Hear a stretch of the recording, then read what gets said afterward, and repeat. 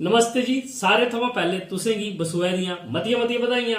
ते अज्ज दी इस वीडियो च अस तुसें गी सनागे कि बसोआ कि'यां बनाया जंदा है, की बनाया जंदा है ते कदूं बनाया जंदा है। आओ फिर शुरू करचै। सारे थमां पहले बसोए दा दिन डोगरी मान्यता अनुसार मन्नेआ जंदा है कि नमें साल की शुरुआत होंदी है। उसदे बाद बसोए दा दिन सारे लोग सदे सवेले उठियै तीर्थ स्थलें पर न्हाई धोइयै घर आइयै देवी देवतें गी स्नान कराइयै उनेंगी चरू लांदे न। बसोए ध्याड़े च धी ध्यानू गी सद्दने का विशेष महत्व मन्नेआ जंदा है ते उनेंगी सद्दियै धाम खलाई जंदी है। बसोए दे दिन अंब चखना ते तंदूरी रुट्टी खाने का भी महत्व मन्नेआ जंदा है। मन्नेआ जंदा है कि इस दिन संक्रांत होंदी है, सारे निक्की निक्की बब्बरियां बनाइयै घरै दे चौने चौंके उप्पर रखदे न ते पंत परोतें गी सद्दियै जो जरूर बनाए जंदे न। बसोए दे ध्याड़े फसल दी कनक फसल की कटाई भी शुरू की जाती है।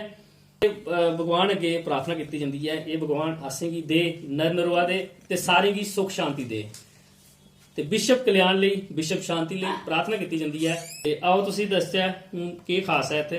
सारे थमां पैहले जेह्ड़ी थाली तुस दिक्खा करदे हो कैंह् दी थाली है।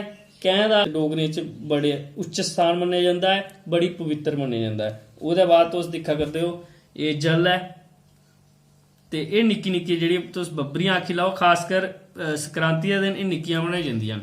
उं'दे उप्पर मिट्ठा कुछ रखियै एह् तुस दिक्खा देसी गुड़ रखियै ओह्दे बाद जि'यां अस दस्सेआ कि अंब चखना विशेष महत्व मन्नेआ जंदा है। ओह्दे बाद एह् जोन जेह्ड़े पंत परोतें थमां बनाए जंदे न ते एह् ही अज्ज दी गल्लां जेह्ड़ियां चार बसोआ जेह्ड़ा बड़ा धूमधाम कन्नै डोगरें च बनाया जंदा है ते बड़ा नच्ची गज्जियै मनाया जंदा है। तो साढ़े कन्नै जुड़े रवो, अस तुसें गी डोगरें लेइयै डोगरें रैह्न सैह्न खान पीने लेइयै किश होर गल्लां सनांदे रौह्गे।